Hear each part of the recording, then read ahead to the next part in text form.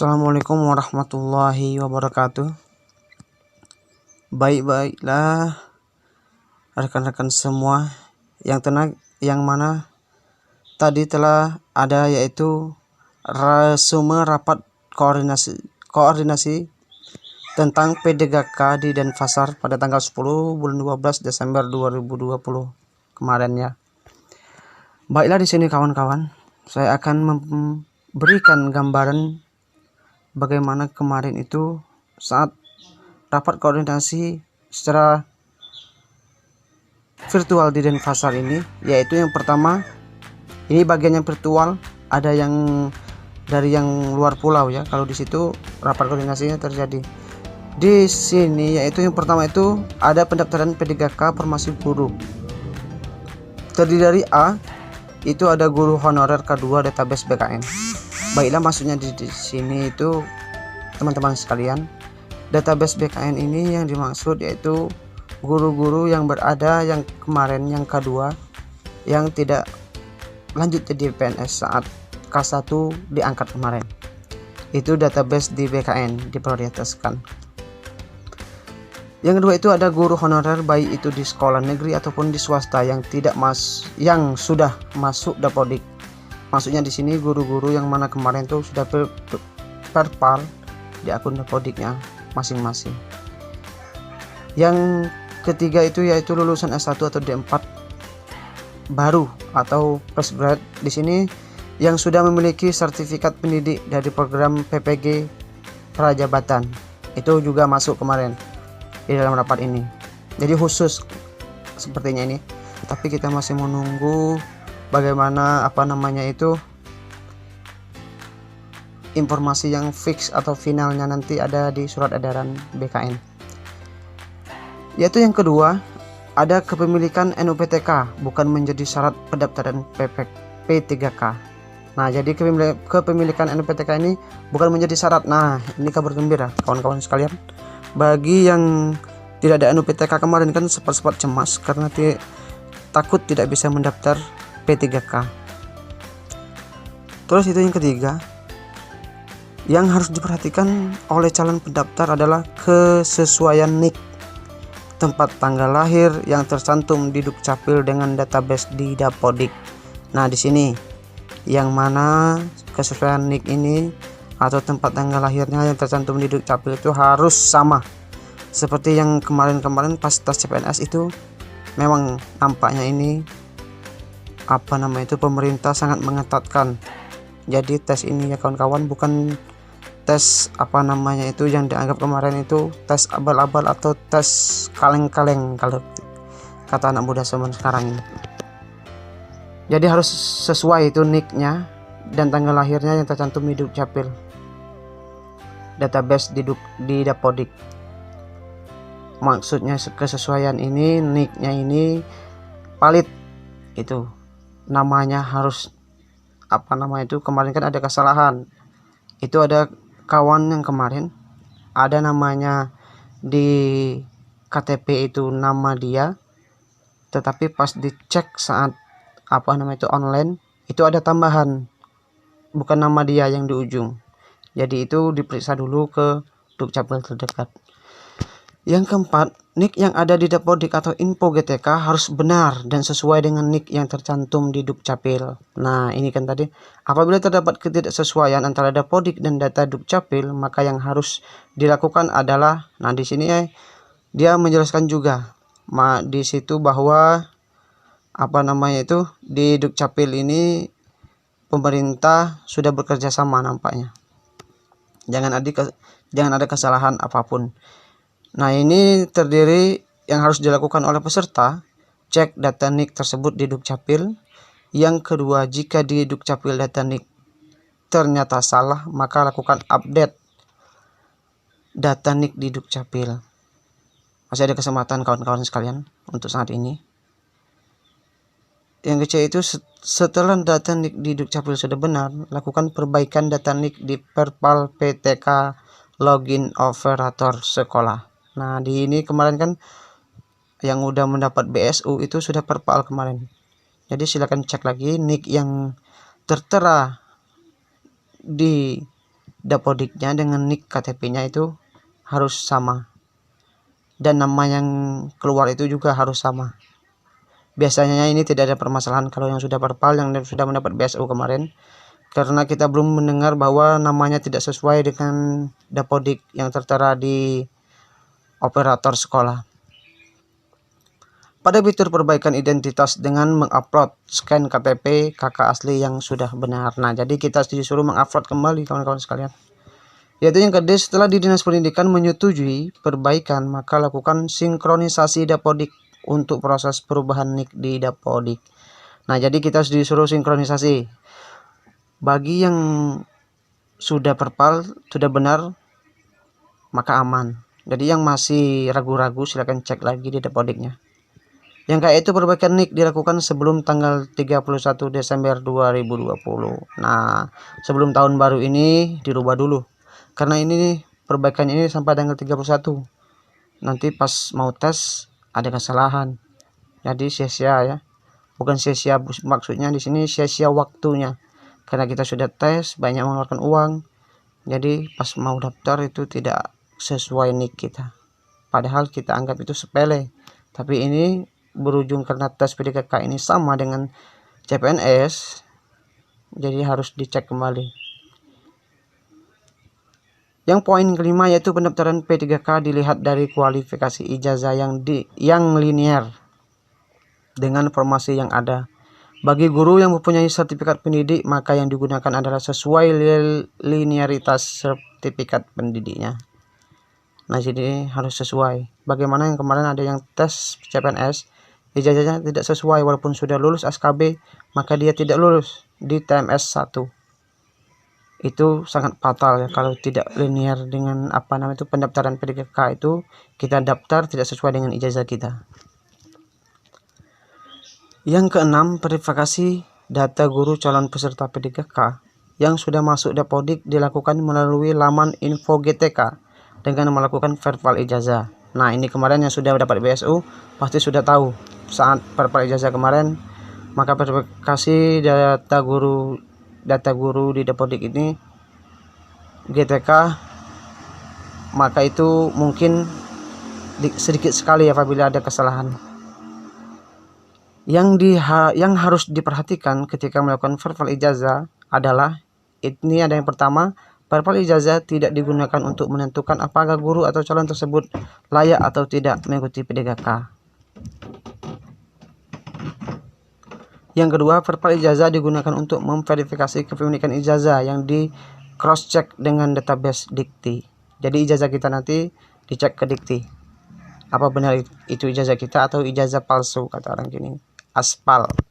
Nampaknya asli tapi ijazahnya palsu. Baiklah, yang ketiga itu ini masih di poin verifal tadi ya. Harus diperhatikan ketika memverifikasi ijazah adalah nama mahasiswa, nama perguruan tinggi, nama prodi, nama ijazah, NIM, tahun lulus kuliah. Nah, ini sama persis seperti CPNS kemarin. Ini harus kita cek. Di Dikti itu ada, kita bisa nanti ada di bawah, saya tampilkan di bagian deskripsi, lihat cara mengecek nama namanya itu ijazah kita di Dikti. Yang keempat, apabila memiliki S1 atau D4 lebih dari 1, maka yang dilakukan verifal ijazah adalah yang linear dengan formasi yang akan dipilih. Jadi pilih salah satu ya teman-teman sekalian. Yang kelima, apabila ketika verifal ijazah terdapat kesalahan data, misal kesalahan nama, maka yang harus diperbaiki adalah data di Dikti dengan menghubungi perguruan tinggi yang bersangkutan. Nah, ini kita harus datang ke bagian administrasi di kampus kita kuliah kemarin. Ini ada contoh kawan kami kemarin itu, ini dia langsung menghadap, itu membutuhkan waktu sekitar 3 hari untuk perbaikan. Yang keenam, apabila perguruan tinggi atau data tidak ditemukan, maka silakan upload scan ijazah asli maksimal 1 MB yang kemudian akan diverifikasi oleh admin pusat. Jadi kita ini verifal ijazah ini langsung scan ijazah asli kita supaya di Dikti itu nanti langsung di cross check lagi perguruan tinggi kita. Yang ketujuh, perpal ijazah untuk persiapan seleksi P3K dilakukan paling akhir sebelum tanggal 31 2020 ini. Nah, sudah ini kemarin bahwa untuk BSU itu nampaknya sudah aman itu. Karena yang dia sudah perpal ijazah dan kesesuaiannya dia layak mendapat BSU, mungkin itu kemungkinan tidak ada kejadian kesalahan apapun. Namun boleh kawan-kawan atau teman-teman sekalian cek lagi ke operatornya masing-masing di sekolah. Yang ke-8, kegiatan seleksi P3K dilaksanakan mulai tahun 2020 sampai 2024. Nah, ini kemarin ada informasi lagi. Misalkan tahun ini kita buka, yang pemerintah buka itu 1 juta lebih. Misalkan yang lulusnya hanya 200, maka 200 ribu, maka 200 ribu itu yang dilantik untuk P3K. Sisanya dibuka lagi pada tahun 2022. 2022 juga tidak ada sisa 800 itu, yang lulus cuma 300, maka yang sisa 500 ribu itu dites lagi pada 2023 sampai 2024. Apabila kuota 1 juta itu, kuota guru 1 juta itu terpenuhi semua, maka dapat dikatakan bahwa yang honorer dan yang guru-guru non PNS masih bisa tes. Ini nampaknya ada kemarin. Nah, ini kan yang ke-9 itu peserta seleksi P3K yang tidak lolos mendapat kesempatan 3 kali. Nah, ini kami dapat informasi kemarin, itu yang batas dia itu 3 kali pas saat tes. 10. Ujian P3K berbeda dengan ujian CPNS karena tidak ada seleksi kompetensi dasar, hanya seleksi kompetensi bidang atau teknis. Yang 11 yaitu materi ujian. Tipe konten butir soal waktu bobot. Kompetensi teknis sesuai materi pelajaran. 50, 60, 60%. 50 maksudnya di sini mungkin. Jadi pas 100%. Kalau tes bakat skolastik atau penalaran itu 40, 60. Manajerial 30, 20 dan 40%. Sosiokultural yaitu 20 per 15%. Jadi di sini kawan-kawan harus itu nampaknya di sini kita yang ditekankan itu kompetensi teknis, tes bakat skolastik dan manajerial. Itu nampaknya besar persenannya. Nah, sini kawan-kawan nanti materi untuk P3K ini kami share di video selanjutnya ya. Di sini kita sudah dapat gambaran bahwa P3K ini tidak ada lagi tes TWK, TIU dan TKP. Jadi dia langsung ke bidangan. Sekali tes biasanya langsung seperti itu. Pertanyaan wawancara dijawab secara tertulis 10/10. Berarti 10%, 10%, cuma 20%. Jumlah 150 soal, 170 menit, 100%. Yang 12 yaitu peraturan P3K tercantum dalam, nah ini kemarin ada tentang manajemen P3K, itu tertera di Undang-Undang Nomor 5 Tahun 2014 dan PP Nomor 49 Tahun 2018. Ini banyak lagi kawan-kawannya, tinggal kawan-kawan baca sendiri nanti. Saya pause dulu, dibaca dulu. Terus di sini, nah ini menyangkut masalah guru P3K seluruhnya diangkat sebagai guru ahli pertama. Nah, berarti sama dengan guru ahli pertama seperti CPNS. Nah, ini ada perbedaan sedikit antara P3K dan yang PNS kemarin. Namun ini kan pemerintah kini menjadikan ini secara globalnya itu namanya ASN. ASN itu dijadikan 2, yaitu PNS dan P3K. Jadi aparatur sipil negara semua. Namun yang membedakan ini adalah P3K berhak menerima gaji dan tunjangan. Nah, gaji ini didasarkan pada golongan dan masa kerja. Besar gaji sebelum dikenakan pemotongan pajak penghasilan. Yang kedua itu dapat diberikan kenaikan gaji berkala atau kenaikan gaji istimewa, diatur lebih lanjut dalam Permenpan. Gaji dan tunjangan bagi P3K di instansi. Nah, jadi sama.